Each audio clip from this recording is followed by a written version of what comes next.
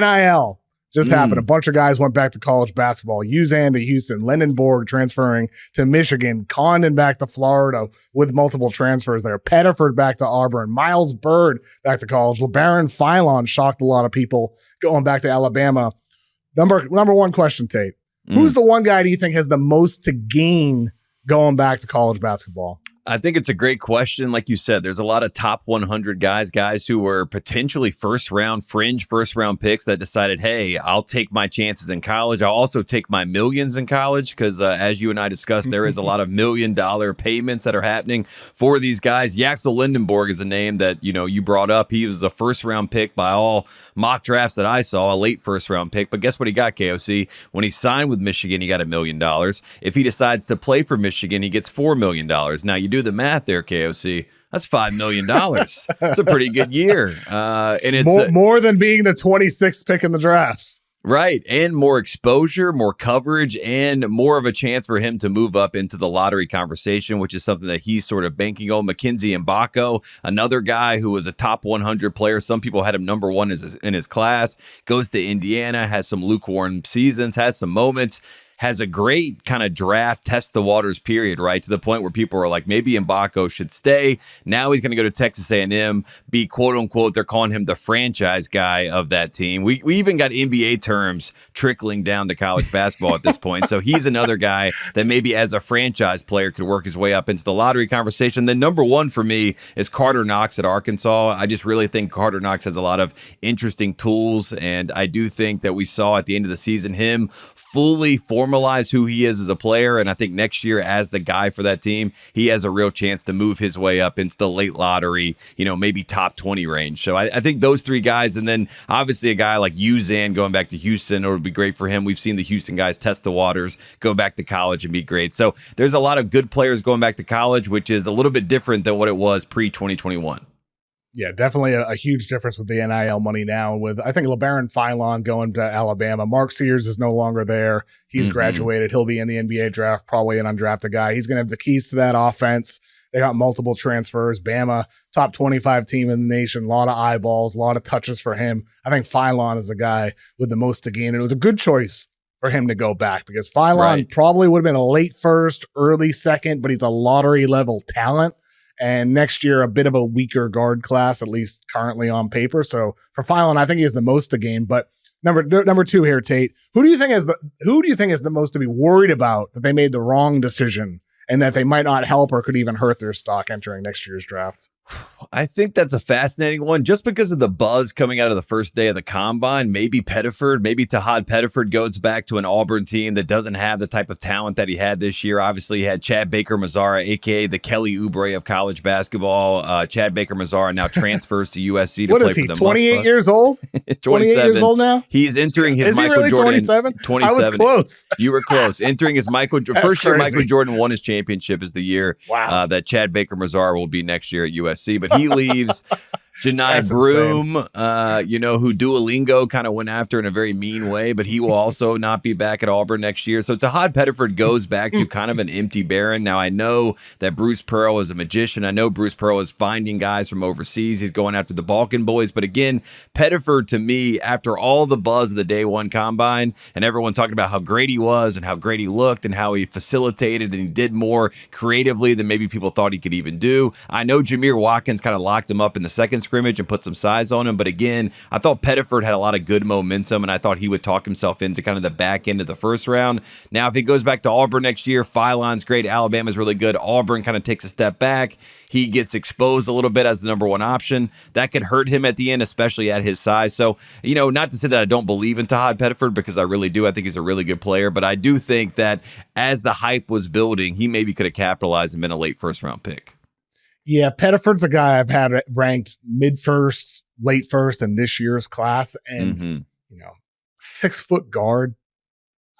He doesn't have the size of Philon. I'm not sure he has as much room to grow his draft stock. But ultimately, I do think he could at least get a real level of confidence that he'll be a first-round pick. And I don't think they quite had that. And that's why they opted to go back to Auburn. So I understand the decision, but I think there was a lot less to gain for him. And he very well without Janai Broom there, and they lose multiple upperclassmen. I mean, I think there's a chance things are harder on him when teams are game planning for him. So now the NBA draft is way weaker. So ever since the end of the college basketball season, Tate, 32 guys that I had originally in my draft guide have gone back to school. 32 players. And some of them, of course, came in the past week after testing the waters. Others chose to go back, like Richie Saunders at BYU. He was probably never going to come out anyway, but I like him. I think he's an NBA prospect. He goes back to school, but 32 guys went back to school.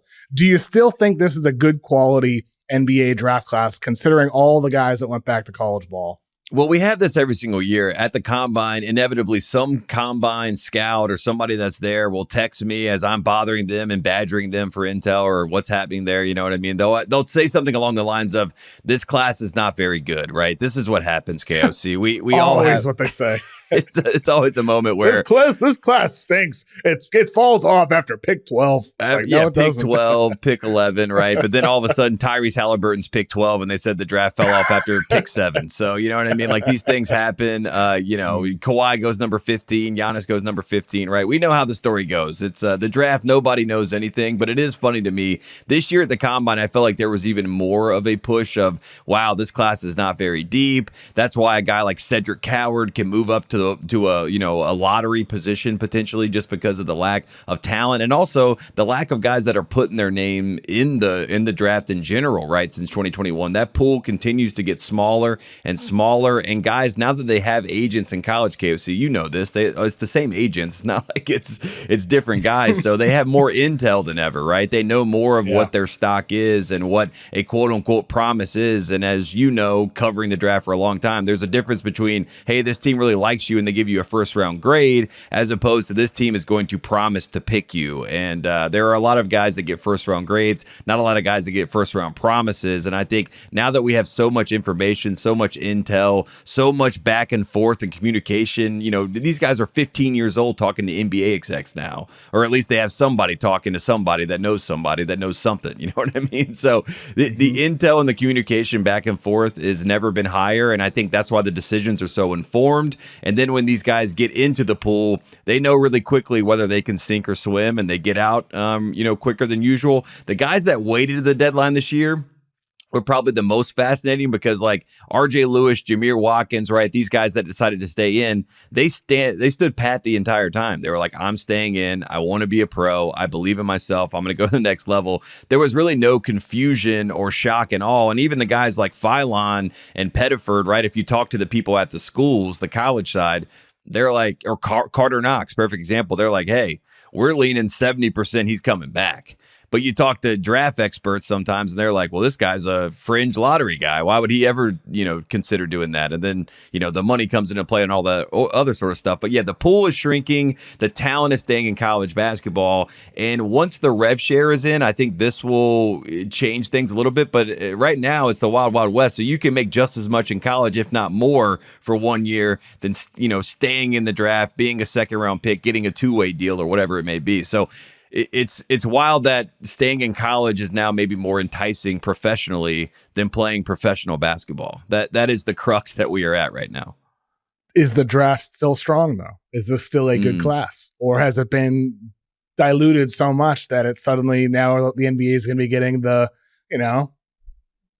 second pickings here from college guys? These are the leftovers. Is it still a good class, though, in your opinion, when you look at some of those guys who are going to be in the 30s, 40s, 50s, or undrafted guys? Well, I do think that some of the guys that should have been getting more coverage and that are NBA type players, maybe they bump up a level because of these guys dropping out. Maybe a guy like a Bryce Williams or a Caleb Love or some of these guys that are NBA archetype bodies potentially, or they have the physical tools to maybe be those types of players. With these guys dropping out, they bump up a level. That could be something that's encouraging. Just as far as my viewpoint of this draft, I've always thought there's a lot of talent on the back end, especially with the bigs. I know everyone's talking about you can't take a center in the top 5, talking about Malawach specifically. You can't take a center potentially in the top 10. There's not a lot of talent, but I really like Vlad Golden. I really like Ryan Kalkbrenner. I think these guys are fascinating bigs, and these are guys that might be, late first round, late second round in Golden's case, right? That there is some talent on the back end. And Will Richard from Florida, I really like. So I think there are some hidden gems, as there always are. But as you know, KOC, we're also smart that a guy like Rasheer Fleming or Cedric Coward that used to be hidden gems in the second round, now they're lottery guys because we all know too much. So that's the other part. The movers and shakers of the board, it's changed so much because we know so much. I think that's a good point. Gavoni said something similar to me when I had him on my pod in Chicago. He's like, I said, will there be a guy who falls a lot? Will there be an NBA version of Shedeur Sanders where a guy projected in the top 10 falls to the 20s or the 30s? And he's like, no, I think things are going to be pretty stable this year. And it's to your point about how we have so much information. The players, through their agents, with all the intel after a full year of doing this, they're not just plucking an agent out in April and they have a month with that guy. They have had some of these guys for 2 years, 3 years or more. And so there's a lot of information there.